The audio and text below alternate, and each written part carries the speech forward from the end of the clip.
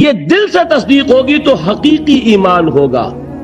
اگر دل سے تصدیق نہیں ہے، زبان سے تصدیق ہے، تو اسلام تو ہو جائے گا، ایمان نہیں ہوگا. بات سمجھ میں آئی؟ تو ایک ایمان کا قانونی درجہ ہے. اچھا، دل کی تصدیق کی بات ایسی ہے، ہر شخص سمجھ سکتا ہے، اس کو ہم ویریفائی نہیں کر سکتے. آج تک بھی، آج کیا تاریخ ہے؟ 12 دسمبر 1985 تک بھی کوئی آلہ ہمارے پاس ایسا نہیں جس کے ذریعے سے ہم دل میں اسے اتار کر یہ دیکھ لیں کہ ایمان ہے کہ نہیں ہے. نہیں ہے نا؟ تو ایمان کی جو دنیا کا ایمان ہے اس میں دل کی بات زیر بحث نہیں آئے گی. بات سمجھ رہے؟ مجبوری ہے ہماری. We can't know it, we can't verify it. ہم نے کسی کے دل میں اتر کر نہیں دیکھا. ہو سکتا ہے، دیکھیے، کوئی ہندو، کوئی سکھ پاکستان میں آتا ہے جاسوس کی حیثیت سے، وہ مسلمانوں کی شکل بنائے گا کہ نہیں؟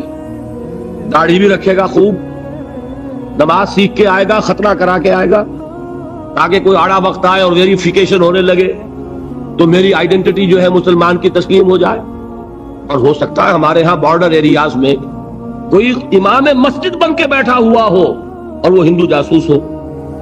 کیا اس کے دل میں ایمان ہے؟ نہیں، وہ بنا ہوا مسلمان ہے، لیکن ہمیں مسلمان ماننا پڑے گا. کیوں؟ unless you can prove it otherwise. آپ کے پاس کیا ثبوت ہے؟ ثبوت مل جائے گا تو آپ اسے پکڑ کر جیل میں ڈال دیں گے جاسوسی کے جرم میں. لیکن یہ کہ جب تک آپ کے پاس کوئی ثبوت نہیں ہے، you will have to accept him as a Muslim. اس لیے کہ مسلمان ہونے کے لیے قانونی طور پر ایمان کا تقاضا پورا کرنے کے لیے صرف اقرار باللسان ہے. دل کی تصدیق کو اس میں ہم کہیں زیر بحث لا ہی نہیں سکتے. It's impossible. یہی معاملہ اچھی طریقے سے سمجھ لیجئے. ایک شخص عین حالت جنگ میں، آج کل تو خیر دور سے ہوتی ہے ٹھاٹھا، لیکن یہ کہ وہ زمانہ جب کہ حضور کے زمانے میں جہاد ہوتا تھا، قتال ہوتا تھا، دو بدو جنگ ہے، تلوار ہے. واقعہ پیش آیا ہے بالفعل حضرت اسامہ ابن زید، جو یوں سمجھیے کہ حضور کے پوتے ہوئے. حضرت زید کو حضور نے منہ بولا بیٹا بنایا تھا. وہ تو جب سورہ احزاب نازل ہوئی اور اللہ نے فرمایا کہ اسلام میں کوئی منہ بولا بیٹا نہیں ہے، لوگ انہیں کہا کرتے تھے زید ابن محمد. حضور نے ان کو متبنہ بنایا ہوا ہے. پھر ان کو کہا گیا زید ابن حارثہ. تو ان کے بیٹے ہیں حضرت اسامہ، اور حضور انتہائی محبت کرتے تھے. ان کا یہ واقعہ ہوا، ایک جنگ میں ایک کافر کے ساتھ مقابلہ ہوا. حضرت اسامہ نے جبکہ بالکل وہ زد میں آ گیا، تلوار ان کی اٹھی ہوئی تھی، اس نے فوراً کلمہ پڑھ دیا، اشہد ان لا الہ الا اللہ واشہد ان محمد رسول. اب ان کے لیے ایک پرابلم ہو گیا، تلوار چلے یا نہ چلے. انہوں نے یہی سمجھا کہ یہ صرف جان بچانے کے لیے ہیلا کر رہا ہے، بہانہ کر رہا ہے. تلوار نہیں روکی، گردن اڑا دی. لیکن دل میں ایک دغدغہ بھی رہا کہ یہ بات پتہ نہیں میں نے صحیح کی غلط کی. حضور کی خدمت میں خود پیش کیا معاملے کو. حضور نے فرمایا اسامہ، کلمہ شہادت کے ہوتے ہوئے تمہاری تلوار کیسے چلی؟ عرض کیا حضور اس نے صرف جان بچانے کے لیے کلمہ پڑھا. حضور نے اس کی نفی نہیں کی، لیکن یہ فرمایا کہ اسامہ قیامت کے دن کیا جواب دو گے جب کلمہ شہادت تمہارے خلاف استغاثہ لے کر آئے. اس کلمہ شہادت اور قانونی ایمان کی یہ اہمیت ہے. اور مثال سننی چاہتے ہیں؟ قصر خلافت کا محاصرہ کیا ہوا ہے. حضرت عثمان 50 دن تک محاصرہ ہوا، پانی کٹا ہوا ہے، کوئی رسد جانے نہیں دی جا رہی. حضرت عثمان کو معلوم ہے یہ باغی ہیں، معلوم ہے کہ یہ لوگ اسلام کی صرف انہوں نے ڈھال لی ہوئی ہے، یہی ہے جو فتنہ پیدا کر رہے ہیں. لیکن وہ ڈھال قانونی ایمان کی ڈھال ہے، کلمہ شہادت ادا کر رہے ہیں. کوئی جرم ابھی ثابت نہیں ہو سکا، ابھی تو انہوں نے قتل نہیں کیا، حضرت عثمان کو شہید نہیں کیا. تو کسی جرم کے وقوع میں آنے سے پہلے اس کی سزا کیسے دیں؟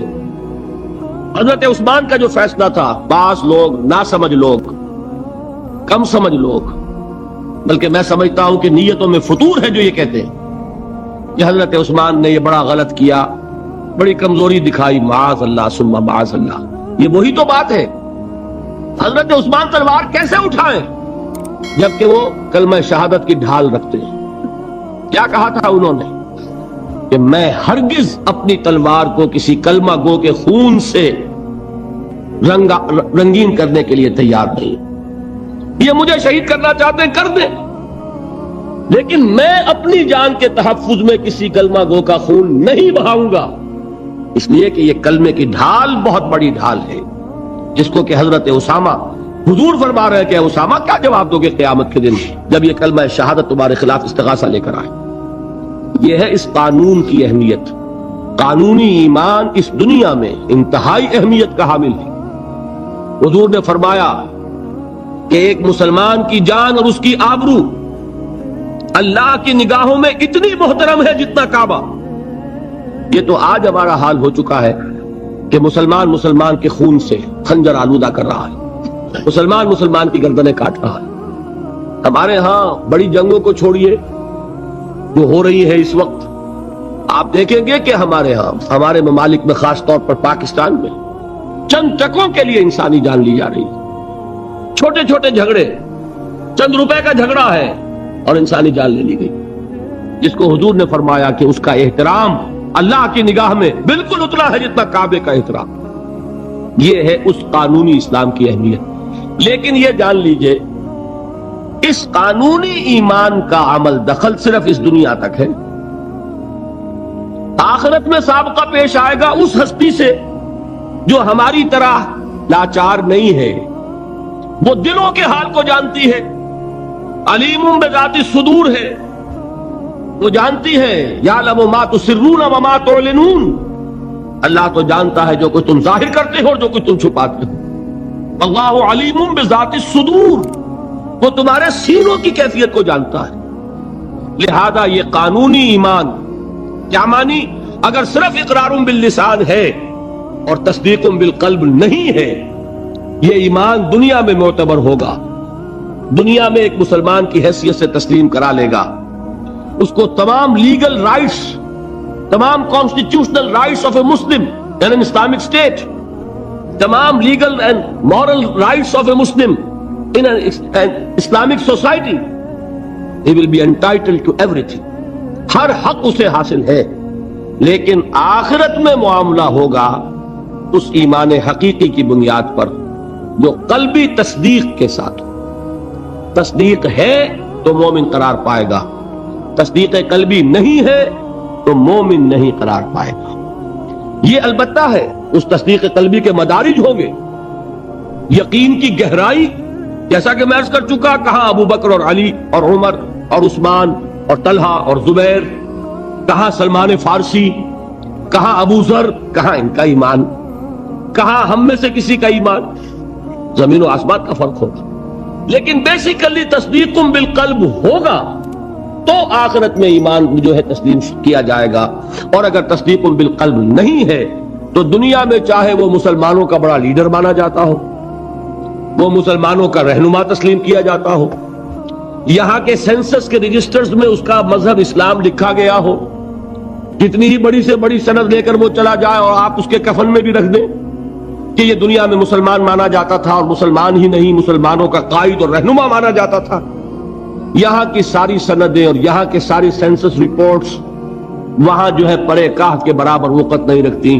وہاں تو ایمان ہوگا دل کا تو ایمان ہوگا تسلیم، اور اگر تصدیق قلبی نہیں ہے تو اقرار باللسان کی بنیاد پر کوئی شخص وہاں مومن نہیں مانا۔ یہی وجہ دیکھیے اس ایمان مجمل کے الفاظ کو پھر دہرائیے، کتنے جامع الفاظ ہیں۔ میں خراج تحسین ادا کرتا ہوں اس عالم کو کہ جس نے یہ الفاظ مرتب کیے، اس لیے کہ یہ الفاظ حدیث میں نہیں ہیں، یہ کسی بہت بڑے عالم اور امام میں تحقیق نہیں کر سکا کس کے ہیں، لیکن یہ کہ کوئی بہت گہرا جو معرفت ہے دین کی، دین کا فہم، جس کو کہ تفقہ فی الدین کہا گیا ہے، ایک ان ڈیپتھ انڈرسٹینڈنگ آف دین جن کو حاصل تھی، وہی یہ لفظ متعین کر سکتا ہے۔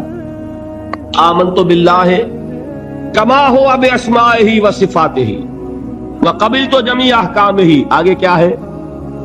اقرار باللسان و تصدیق بالقلب، میں زبان سے اقرار کر رہا ہوں، دل سے تصدیق کر رہا ہوں۔ دونوں چیزیں ہیں تو قانونی ایمان بھی مہیا ہو گیا، حقیقی ایمان بھی مہیا ہو گیا.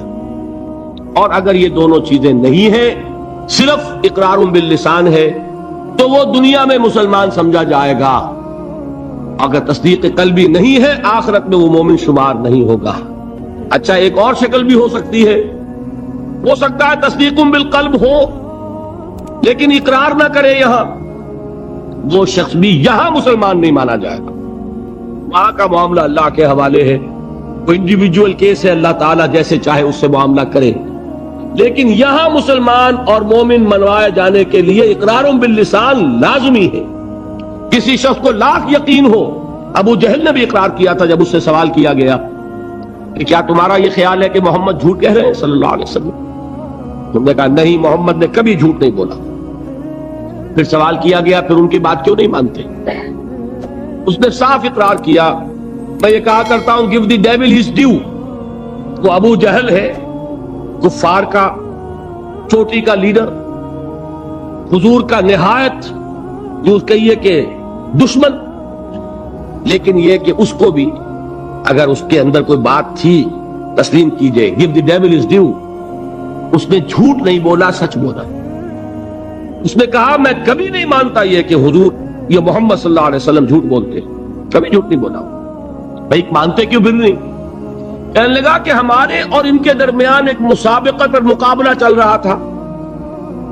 یہ قبائل کے اندر آپ کو معلوم ہے مقابلہ ہوتا ہے ایک دوسرے سے آگے بڑھنے کا. کہیں گھوڑا آگے بڑھانے پہ جھگڑا اور کہیں پانی پینے پلانے پہ جھگڑا. تو قریش ایک قبیلہ ہے، قریش کے گھرانے ہیں، یہ بنو ہاشم، بنو امیہ، بنو عدی، بنو تیم، بنو فلاں. تو اس نے کہا کہ ہمارے اور بنو ہاشم کے درمیان ایک مقابلہ تھا، مسابقت تھی. ہم کندھے سے کندھا لگائے آ رہے ہیں آج تک، ہم نے آگے نہیں نکلنے دیا بنو ہاشم کو. انہوں نے سخاوتیں کی، ہم نے ان سے بڑھ کر کی. انہوں نے لوگوں کو کھانے کھلائے، ہم نے بڑے دسترخوان بچھا دیے. ابھی تک تو ہم کندھے سے کندھا ملائے آ رہے ہیں. اگر ان کی نبوت مان لیں تو ہم قیامت تک کے لیے نیچے ہو جائیں گے، اور یہ مجھے گوارا نہیں. اور مثال چاہیے؟ قرآن کتنی مرتبہ کہتا ہے کہ یہود کے علماء حضور کو اس طرح پہچانتے تھے جیسے اپنے بیٹوں کو پہچانتے. یعرفونہ کما یعرفون ابناہم. ایک شخص لاکھوں میں بھی اپنے بیٹے کے پہچان میں غلطی نہیں کرے گا. وہ مثال دی ہے اللہ تعالیٰ نے، ایسے پہچانتے ہیں محمد کو جیسے اپنے بیٹوں کو پہچانتے ہیں، لیکن ایمان نہیں لائے. ایک استثناء، حضرت عبداللہ ابن سلام رضی اللہ تعالی عنہ علماء یہود میں سے جو ایمان لائے ہیں، باقی کوئی ایمان نہیں لایا. کیوں؟ کہ آج تک تو ہماری سرداری ہے، ہماری چودراہٹ ہے، لوگ ہم سے فتوے مانگتے ہیں، لوگ ہم سے آ کر پوچھتے ہیں، ہمارے ہاتھ چومتے ہیں. اگر ہم محمد کو مان لیں، ہماری سیادت، ہماری قیادت، ہماری چودراہٹ، ہماری مسند نشینی، یہ سب کی سب ختم ہو جائے گی، اور یہ ہمیں گوارا نہیں. یہ ہے اصل سبب. تو اقرار باللسان لازم، اور دنیا میں اسی پر دار و مدار ہے کسی کے مسلمان مانے جانے کا. لیکن تصدیق بالقلب لازم، اور آخرت میں کسی کے مومن مانے جانے کا کلیتاً دار و مدار تصدیق بالقلب. یہ دونوں باتیں علیحدہ علیحدہ. اصل میں ہمارے ہاں ایسا ہوا ہے کہ ان چیزوں میں صحیح طور پر علیحدہ علیحدہ نہ سمجھنے کی وجہ سے بڑی کنٹروورسیز ہو گئی ہیں، بڑے مغالطے، بڑے مباحثے، بڑے مناظرے، علم کلام کی بڑی بحثیں، ایمان کی حقیقت، ایمان اور عمل کا تعلق، ان چیزوں میں سارے اختلافات ریزالو ہو جاتے ہیں اگر یہ بنیادی بات آپ کو معلوم ہوگا. دیکھیے، ایک انتہا پر نکل گئے خوارج. خوارج نے کیا کیا؟ عمل کی بنیاد پر تکفیر. جس نے گناہ کبیرہ کیا کافر ہو گیا، کافر ہے تو مرتد ہے، مرتد ہے تو واجب القتل ہے. یہ ان کی بہت بڑی ٹھوکر تھی. اس دنیا میں مسلمان مانے جانے کا سارا دار و مدار صرف اقرار پر ہے. نماز نہ پڑھو کافر نہیں ہوگے، نماز کا انکار کرو گے کافر ہو جاؤ.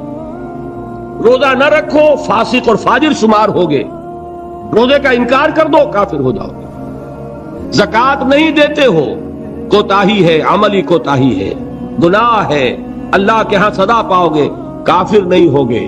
زکوٰۃ کا انکار کر دو گے کافر ہو جاؤ. اسی طریقے سے کوئی شخص شراب پیتا ہے فاسق ہے، فاجر ہے، کافر نہیں ہے، اگر یہ کہہ دے شراب حرام نہیں ہے کفر ہو جائے گا، قرآن کی نفی ہو گئی، کفر ہے۔ کوئی شخص بدکاری کر بیٹھا ہے، کافر نہیں ہوا، گناہگار ہوا، اگر اس کے خلاف سزا، اگر مقدمہ ثابت ہو جاتا ہے سنسار کر دیجئے۔ حضور نے سنسار کیا، مرد کو بھی کیا، عورت کو بھی کیا، لیکن یہ کہ انہیں کافر نہیں کہا، بلکہ جنہیں سنسار کیا گیا تھا ان کے خلاف کسی نے اگر یہ جملہ بھی کہہ دیا کہ کتنا بے حیا مرد تھا یا کتنی بے حیا عورت تھی، تو حضور نے ڈانٹا، اس نے وہ توبہ کی ہے کہ اگر تمام مدینے والوں پر تقسیم کر دی جائے تو سب کی نجات کے لیے کافی ہو جائے۔ حالانکہ مدینے میں منافقین بھی بھرے ہوئے تھے۔ حضور نے فرمایا اتنی بڑی توبہ کی اس اللہ کی بندی نے، خطا ہو گئی، جذبات کے رو میں آ کر کوئی کیا نہیں کر بیٹھتا، لیکن آپ ذرا غور کیجئے، اس اللہ کی بندی کا تصور کیجئے جو خود چل کر آتی ہے، حضور مجھ سے وہ خطا ہو گئی ہے جس کی سزا رجم ہے، آپ مجھے پاک کر دیجئے، میں اللہ کے ہاں نہیں جانا چاہتی، مجھے آپ کو سزا دے کر اس دنیا میں پاک کر دیں۔ حضور نے اپنا رخ پھیر لیا، وہ پھر آئی۔ حضور نے پوچھا دماغ خراب تو نہیں ہے؟ نہیں حضور، مجھ سے وہ خطا ہو گئی۔ اب مجبور ہو کر آپ پوچھتے ہیں حمل تو نہیں رہ گیا؟ یہ حضور رہ گیا۔ تو پھر اس ننھی جان کا کیا قصور ہے؟ جرم تمہارا ہے، اس کا کوئی جرم نہیں، جاؤ وضع حمل کے بعد آنا۔ وہ اللہ کی بندی وضع حمل کے بعد پھر حاضر، حضور پیدائش ہو چکی ہے، اب مجھے پاک کر۔ ذرا تصور کیجئے، جس کو کہا جاتا ہے وحشیانہ سزا، اور واقعہ یہ کہ اس سے زیادہ سخت موت کا آپ تصور نہیں کر سکتے۔ یہ کوئی الیکٹرک چیئر والی موت نہیں ہے، ایک کرنٹ گیا اور ختم ہوئے۔ یہ پھانسی کی موت نہیں ہے کہ ایک جھٹکا اس کے بعد انسان کو کچھ پتہ نہیں۔ یہ آپ کو نظر آ رہا ہے کہ جسم جو ہے پھڑپھڑا رہا ہے، تڑپ رہا ہے، اس کو کچھ پتہ نہیں۔ یہ موت کے پتھراؤ ہو رہا ہو، اور ایک ایک پتھر جو ہے جسم کے اندر گھاؤ ڈال رہا ہو، اور خون کے فوارے چھوٹ رہے ہو، اور جان اس طرح نکل رہی ہو، لیکن وہ اللہ کی بندی خود پیش کر رہی ہے اپنے آپ، وضع حمل کے بعد حاضر۔ حضور نے فرمایا ابھی تو اس بچے کی زندگی کا دار و مدار تم پر ہے، جاؤ ابھی دودھ پلاؤ۔ پھر آتی ہے، بچے کے ہاتھ میں ٹکڑا ہے روٹی کا، کھا رہا ہے۔ حضور دیکھیے اب یہ روٹی کھانے لگا ہے، اب مجھے پاک کر دی۔ اب مجبوراً حضور سزا کا حکم دیتے ہیں، جاؤ اس کو رجم کر دو۔ جب رجم کیا جا رہا تھا، کسی شخص کی زبان سے نکل گیا کتنی بے حیا عورت تھی، اس پر ڈانٹ پلائی ہے حضور نے صلی اللہ علیہ وسلم۔ اللہ کی اس بندی نے وہ توبہ کی ہے کہ اگر تمام مدینے کے لوگوں پر تقسیم کر دی جائے تو سب کی نجات کا ذریعہ بنتا، لیکن جرم جرم ہے، سزا ملے گی، البتہ کفر نہیں ہے۔ تو جرم اور کفر، گناہ اور کفر، یہ دو علیحدہ چیزیں، مغالطہ ہو گیا۔ دنیا میں کسی کا مسلمان سمجھا جانا اس کے عمل پر دار و مدار نہیں ہے، بلکہ اس کے اقرار پر ہے، اقرار باللسان۔ دوسری انتہا پہ ہم پہنچ گئے ہوئے ہیں کہ جو کچھ بھی کریں، اور صرف قانونی اگر اسلام ہے، صرف وراثتاً منتقل ہو گیا ہے، اس کی کوئی حقیقت دل میں ہے ہی نہیں، لیکن کلمہ گو ہے، تو بھائی کلمہ گو تو منافق بھی تھے، کیا کلمہ نہیں پڑھتے تھے؟ کیا عبداللہ ابن ابی کلمہ نہیں پڑھتا تھا؟ اصل شے ہے تصدیق بالقلب۔ حقیقی مومن اللہ کے ہاں قرار پانا وہ کلمہ گوئی پر نہیں ہے، وہ تصدیق بالقلب پر ہے، اور تصدیق بالقلب ادنا درجے میں بھی ہوگی، اس کا کوئی نہ کوئی اثر عمل میں ظاہر ہوگا۔ یہ ایمان اور عمل صالح کا وہ تعلق ہے جس پر کہ انشاءاللہ کل بحث ہونی ہے۔ میں نے عرض کیا تھا 2 ابواب کل زیر بحث آئیں گے، ایمان کا عمل سے کیا تعلق ہے اور ایمان کا جہاد کے ساتھ کیا رشتہ ہے، یہ کل اور پرسوں جو ہے یہ 2 مباحث آئیں گے۔ اب میں ان کو یہاں چھوڑتے ہوئے آگے آخری بحث شروع کر رہا ہوں، ایمان اور عمل۔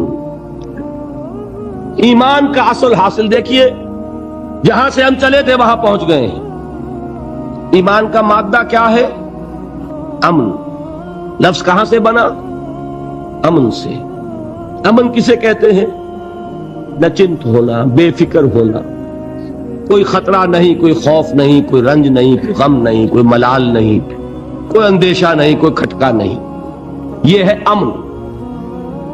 ایمان کا اصل حاصل جو انسان کو حاصل ہوتا ہے اگر ایمان حقیقی موجود ہو، وہ امن ہے، وہ سکون ہے، وہ اطمینان ہے، وہ اندرونی سکون، اندرونی امن، قلبی اطمینان. الا بذکر اللہ تطمئن القلوب، یہ ایمان کا اصل حاصل. میں اس کو ذرا ایک تو میں ان آیات کے حوالے سے سامنے رکھنا چاہتا ہوں. سورہ انعام کی آیت میں نے آپ کو سنائی تھی. سورہ انعام میں ایک مومن اور ایک مشرک، دو گروہوں کو سامنے رکھا گیا. پھر سوال کیا گیا ای الفریقین احق بالامن ان کنتم تعلمون. اے ہوش مندو، اے عقل والو، ذرا سوچو امن کا مستحق کون ہے ان دونوں گروہوں میں سے؟ ایک اللہ کا ماننے والا، توحید کا ماننے والا، آخرت کا ماننے والا، رسالت کا ماننے والا. ایک مشرک ہے، منکر ہے، کافر ہے، ملحد ہے. امن کسے حاصل ہوگا؟ سوال کیا گیا اور اب جواب خود دیا گیا. الذین آمنوا ولم یلبسوا ایمانہم بظلم اولئک لہم الامن وہم مہتدون. وہ لوگ جو ایمان لائیں اور اپنے اس ایمان میں شرک کی آمیزش نہ کریں. اب اس پر ایک مکمل تقریر میری ہونی ہے، وہ جو 17 تاریخ کی آپ کو بتائی گئی. شرک کسے کہتے ہیں، شرک کی اقسام کیا ہے، شرک کی قسمیں کیا ہیں، اس کا بھی بڑا محدود تصور ہے ہمارے ذہنوں میں. بہرحال اس پورے تصور کو اس وقت اپنے ذہن میں فرض کر کے جو شخص شرک سے بچ جائے اور ایمان رکھتا ہو وہ ہے امن کا حقدار، وَهُمُ الْمُهْتَدُونَ، اور وہ ہے ہدایت یافتہ، ہدایت پانے والے. ایمان اور امن کا یہ رشتہ ہے. ایک اور حوالے سے اس کو ذہن میں بٹھا لیجئے. جب آپ نئے مہینے کا چاند دیکھتے ہیں، ہلال دیکھتے ہیں، تو کیا دعا مانگتے ہیں؟ اگر اللہ نے توفیق دی ہے، اگر آپ نے یاد کی ہے دعائے مسنونہ، کیا الفاظ ہیں؟ اللہم اہلہ علینا بالامن والایمان والسلامت والاسلام. اے اللہ، یہ مہینہ جو اس چاند کے ساتھ چڑھ رہا ہے، شروع ہو رہا ہے، طلوع ہو رہا ہے، اے اللہ اس مہینے کو ہمارے لیے امن اور ایمان اور سلامتی اور اسلام کا ذریعہ بنا. معلوم ہوا امن کا تعلق ایمان سے اور سلامتی کا تعلق اسلام سے. اب قرآن کی ایک آیت اور حضور کی یہ دعائے مسنونہ اس ایمان اور امن کے تعلق کو جس طرح واضح کر رہی ہے، اس کو سامنے رکھ کر بات سمجھیے عقلاً. اس کو قرآن مجید میں سورہ حامیم السجدہ میں بیان کیا گیا. ان الذین قالوا ربنا اللہ ثم استقاموا تتنزل علیہم الملائکہ الا تخافوا ولا تحزنوا وابشروا بالجنۃ التی کنتم توعدون. جو لوگ اللہ پر ایمان لائیں، کہیں کہ ہمارا رب اللہ ہے، پھر اس پر جم جائیں. ان پر فرشتوں کا نزول ہوتا ہے. نہ کوئی غم کرو نہ خوف، خوشیاں مناؤ جنت کی جس کا تم سے وعدہ کیا گیا تھا. اللہ کی ربوبیت پر اطمینان جب انسان کو ہو جاتا، میرا رب اللہ ہے، ربی اللہ، انسان کے لیے نہ کوئی کھٹکا، نہ کوئی خطرہ، نہ کوئی خوف، نہ کوئی حزن. جو کچھ ہو رہا ہے کس کے اذن سے ہو رہا ہے؟ اللہ کے اذن سے. اللہ کے اذن کے بغیر پتہ تک نہیں ہلتا. یہ کوئی اندھا بہرا مادہ نہیں ہے جس سے مجھے کوئی خوف ہو. اندھا بھینسا چلا آ رہا ہو، اس سے تو ڈرنے کا ہر انسان کو ڈرنا چاہیے، نہ معلوم کس کو ٹکر مار دے. لیکن نہیں، اس کائنات کو چلانے والا ایک سمیع و بصیر خدا ہے. وہ جو میرا دوست ہے، میرا ولی ہے. اللہ ولی الذین آمنوا یخرجہم من الظلمات الی النور. اللہ اہل ایمان کا ولی ہے، ساتھی ہے، پشت پناہ ہے، مددگار ہے، حمایتی ہے. بتائیے جسے یقین ہو جائے کہ اللہ میرا مددگار، اللہ میرا محافظ، اللہ میرا پشت پناہ، اللہ میرا حمایتی، اس کے لیے کوئی خوف ہوگا؟ اسے کوئی ڈر ہوگا؟ میں مثال دیا کرتا ہوں ایک بہت سادہ پنجاب کے دیہات کی. وہ بڑا چودھری ہے اور کوئی غریب کسان ہے. اس غریب کسان کی یہ جانوروں کو ہر وقت اندیشہ ہوگا چوری کا. کوئی میری بھینس کھول کر نہ لے جائے, کوئی میرا بیل کھول کر نہ لے جائے. لیکن جس کے بارے میں یہ سب کو معلوم ہو کہ وہ جو بڑا چودھری ہے وہ اس کا دوست ہے, اس کی بچیا کو کوئی خوف ہوگا؟ اس کی بھینس پر کوئی ہاتھ ڈالے گا؟ اسے کوئی اندیشہ ہوگا؟ نہیں. کیوں؟ کہ وہ بڑا چودھری, بڑا اس کا یہاں کا سردار, جاگیردار, سب کو معلوم ہے وہ میرا دوست ہے, کوئی میرے خلاف اقدام نہیں کر سکتا. اس دنیا میں یہ چھوٹی سی بات اگر آپ کے دلی اطمینان اور سکون کا باعث بن سکتی ہے تو ذرا تصور کیجئے. میں لفظ تصور استعمال کروں گا صرف اس لیے کہ اس کا ہم جس کو کہتے ہیں ادراک اور شعور کر نہیں سکتے, اگر کے ساتھ کر سکتے. اگر یقین ہو کہ اللہ میرا مددگار اور یقین ہو کہ اللہ ہر آن میرے ساتھ ہے, پھر کوئی خوف, کس کا خوف؟ کوئی شے اللہ سے بالاتر ہے؟ کوئی قوت اس سے زیادہ طاقتور ہے؟ کوئی اس کے ارادے کو بدلنے والا ہے؟ کوئی اس کی مشیت کے آڑے آنے والا ہے؟ یہی بات ہے جو حضور نے فرمائی. یہ ایمان کا حاصل ہے لب لباب. کہ دیکھو اچھی طرح اس بات کو ذہن نشین کر لو, اگر تمام انسان مل کر تمہیں کوئی نقصان پہنچانا چاہے نہیں پہنچا سکتے مگر جو کچھ اللہ نے لکھ دیا ہو, اور تمام انسان مل کر تمہیں کوئی نفع پہنچانا چاہے نہیں پہنچا سکتے مگر وہ شے جو اللہ نے طے کر دی.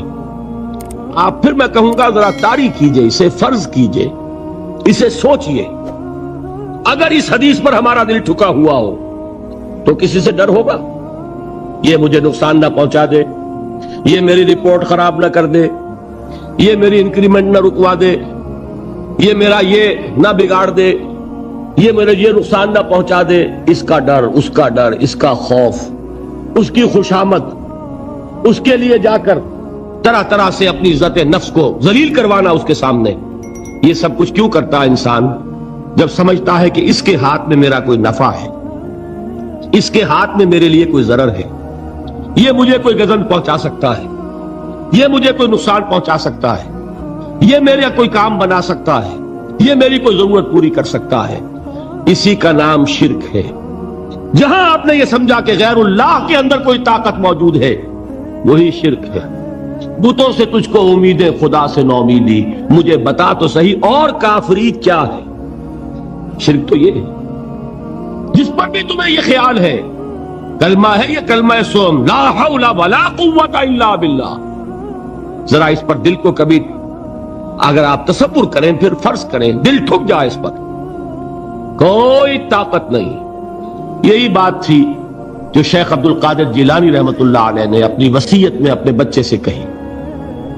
11ویں دینے والے ہیں لیکن حضرت شیخ عبد القادر جیلانی کی وصیت اور تعلیمات کو کتنے لوگ ہیں تم جانتے ہو؟ یہ جن مقامات تک پہنچے ہیں وہ کس چیز کی بدولت پہنچے؟ انہوں نے جو پیغام دیا وہ کیا تھا؟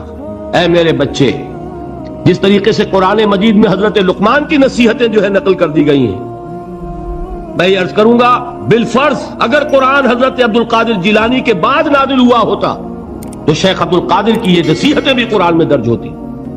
اتنی اونچی نصیحتیں ہیں. اے میرے بچے اس حقیقت کو ذہن نشین کر لے, لا فاعل فی الحقیقت ولا مؤثر الا اللہ.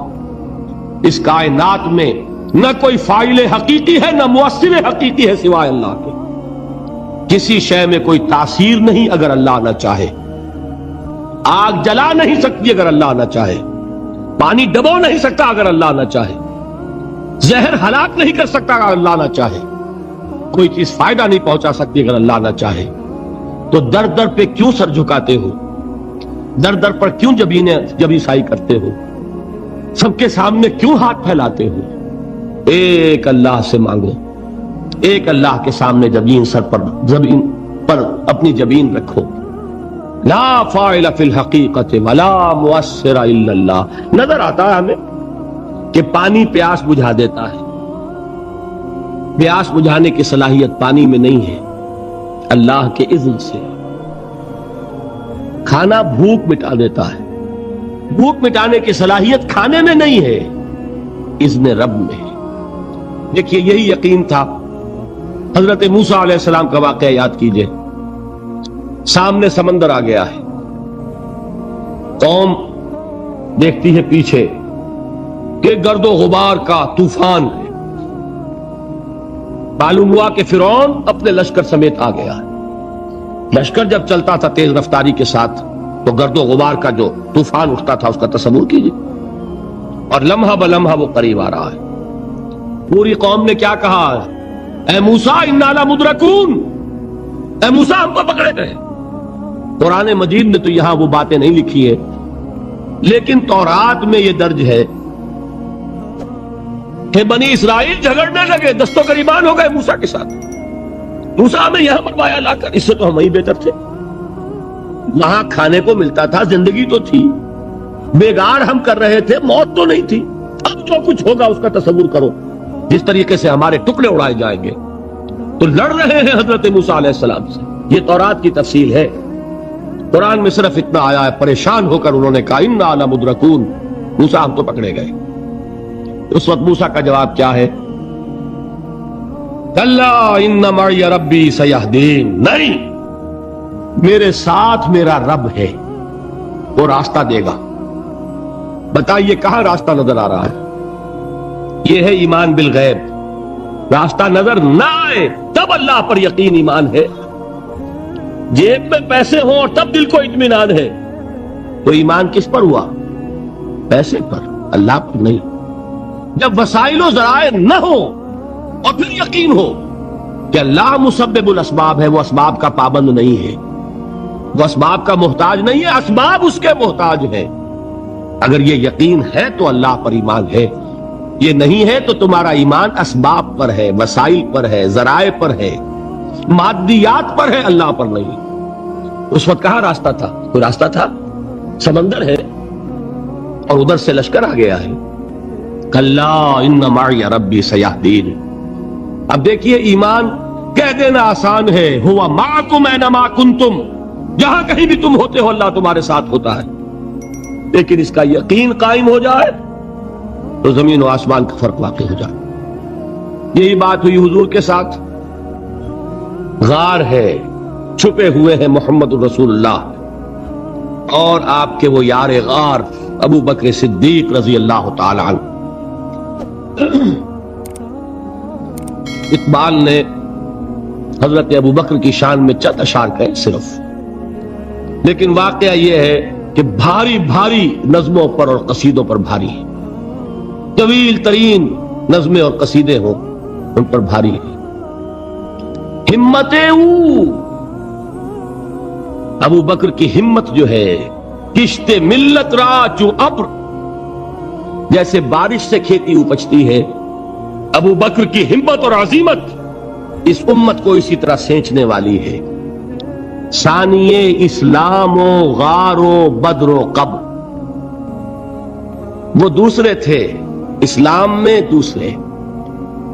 پہلے کون تھے؟ انا اول المومنین، حضور فرماتے ہیں سب سے پہلا ایمان لانے والا میں. دوسرے ابو بکر. ویسے ہمارے ہاں یہ چلتا ہے اختلاف، حضرت علی پہلے ہیں کہ حضرت ابو بکر پہلے ہیں، لیکن اس میں بڑی خوبصورت تطبیق قائم کی ہے علماء نے اور بہت صحیح ہے. چار کے بارے میں فیصلہ ہی مت کرو کہ کون پہلے ہے. ان کی ایک عجیب تقسیم کر دی ہے. آزاد مردوں میں، بالغ مردوں میں سب سے پہلے ابو بکر، بچوں میں سب سے پہلے علی، خواتین میں سب سے پہلے خدیجہ، اور غلاموں میں سب سے پہلے زید ابن حارثہ. بڑی پیاری تقسیم ہے. یہ چاروں ہی پہلے ہیں، ہر ایک کے لیے اولیت ہے. اور واقعہ یہ ہے کہ اگر زمانی اعتبار سے تعین ہوگا تو پہلے خدیجۃ الکبریٰ آئیں گی رضی اللہ تعالی عنہ. کسی اور سے بات کرنے کی نوبت بعد میں آ سکتی ہے، پہلے تو اہلیہ محترمہ سے بات ہوئی. آتے ہی پہلی وحی ہوئی ہے، ابھی تبلیغ کا حکم نہیں تھا. کس کو بتایا واقعہ؟ ابھی اپنی نبوت کی تبلیغ کا تو حکم ہی نہیں آیا. واقعہ کس کا ہے؟ خدیجہ کا ہے. جب کہا ہے کہ خشیت علی نفسی، مجھے اپنی جان کا اندیشہ ہے، تو کیا جواب دیا خدیجہ نے رضی اللہ تعالی عنہا؟ وہ صدیقۃ الکبریٰ ہے. صدیقات جو ہے خواتین، ان میں چوٹی پر خدیجہ الکبریٰ ہے رضی اللہ تعالی عنہا. اور صدیق جو مرد ہیں ان میں صدیق اکبر ہے ابو بکر صدیق رضی اللہ تعالی عنہ. لیکن صدیقات میں چوٹی پر. جب حضور نے فرمایا خشیت علی نفسی، کیا فرمایا؟ کیا عرض کیا؟ کیسے تسلی دی؟ نہیں، اللہ آپ کو ضائع نہیں کرے گا. آپ غریبوں کے ہمدرد ہیں، آپ مساکین کے تکالیف رفع کرنے والے ہیں، آپ بیواؤں کی سرپرستی کرتے ہیں، آپ مسافروں کی خدمت کرتے ہیں. اللہ آپ کو ضائع نہیں کرے گا. یہ یقین ہے اس خاتون کے اندر. خیر وہ ایک علیحدہ بات ہو جائے گی. میرے دل پر حضرت خدیجہ رضی اللہ تعالی عنہ کی شخصیت کا بڑا گہرا نقش ہے، جو وہ کوئی اور ہی وقت اور موقع ہوا تو بیان ہوگا. بہرحال اقبال نے ایک مصرے میں جو 4 اولیتیں جمع کر دی ہیں: ہمتیں کشت امت را چو ابر، ثانی اسلام و غار و بدر و قبر. اسلام میں حضور کے بعد پہلے کون؟ ابو بکر. غار میں حضور کے ساتھ کون؟ ابو بکر. بدر کی رات اللہ کا رسول سر بسجود، وہ جھاڑ، وہ گھاس پھوس کی جو جھوپڑی بنائی گئی تھی، اور وہاں تلوار ننگی لے کر پہرا دینے والا کون؟ ابو بکر. اور اس حجرہ عائشہ میں محمد کے بعد سب سے پہلے دفن ہونے والا کون؟ ابو بکر رضی اللہ تعالی عنہ وصلی اللہ علیہ وسلم. وہ جو معاملہ میں سنا رہا تھا غار ثور کا، حضرت ابو بکر بھی حضور کے خیال سے لرز گئے ہیں. آپ کو یاد ہوگا کہ جا کر پہلے تمام جتنے سوراخ تھے انہیں بند کیا ہے. ایک سوراخ رہ گیا تھا جس کو بند کرنے کے لیے کوئی کپڑا نہیں تھا. وہاں اپنی ایڑی رکھی ہے. تب کہا ہے حضور سے تشریف لائیے، اور اپنے زانو پر حضور کو لٹایا ہے. اور وہاں کسی موذی جانور نے کاٹا ہے. حضور کی آنکھ لگ گئی تھی اس وقت. اس بل کے اندر جو بھی بچھو ہے کیا ہے واللہ عالم، اس نے کاٹا ہے. اس کی تکلیف کی وجہ سے ابو بکر کی آنکھوں سے آنسو ٹپک گئے. یہ ترمذی اور ابن ماجہ میں حضرت انس ابن مالک رضی اللہ تعالی عنہ سے روایت ہے. حضور نے فرمایا کل بنی آدم خطاؤون وخیر الخطائین التوابون. تمام بنی آدم خطا کار ہیں. خطا کار بھی نہیں، بہت خطا کار، بہت خطا کار. لیکن ان خطا کاروں میں بہتر لوگ وہ ہیں جو خوب توبہ کرتے. غلطی ہو گئی توبہ کر. اور ایک اور حدیث میں آپ کو بتاؤں گا کہ یہ نہیں ہے کہ پھر کبھی وہ غلطی نہ ہو. اس وقت آپ یہ لگا لیں اپنے اوپر یہ کام میں نے نہیں کرنا، اور ایک دفعہ وہ کام چھوڑ دیں تو توبہ ہو گئی. پھر اگر کچھ عرصے کے بعد پھر کہیں آپ جذبات کی رو میں بہہ گئے، پھر کہیں کوئی برے اثرات جو ہے وہ پڑے، پھر غلطی، کوئی بات نہیں، پھر ہو گیا، پھر تواب اسی لیے کا بار بار توبہ کرو.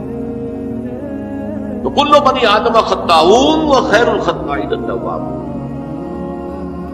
دوسری حدیث یہ بھی ابن ماجہ اور بہقی میں ہے، حضرت عبداللہ ابن مسعود رضی اللہ تعالی عنہ. التائب من الذنب کمن لا ذنب له. گناہ سے توبہ کرنے والا ایسے ہے جیسے اس نے کبھی گناہ کیا ہی نہیں. دھل جاتی ہے، تختی دھل گئی. بچے نے تختی لکھی تھی اس کو دھو دیا، ختم ہو گیا. ایک حدیث تو پڑھ کر میں بھی چونکا. یہ اصل میں اسلوب ہے بیان کا، بتانے کے لیے کہ تمہارے دلوں کے اندر مایوسی کا غلبہ نہ ہو جائے. مایوس اصل میں جو ہے مایوسی یہ ابلیسیت ہے. نوٹ کر لیجیے اس کو. مایوسی ابلیسیت کی کا عکس ہے. مبلس کہتے کسے جو مایوس ہو گیا؟ ابلیس سب سے بڑھ کر مایوس جو ہے وہ ابلیس ہے.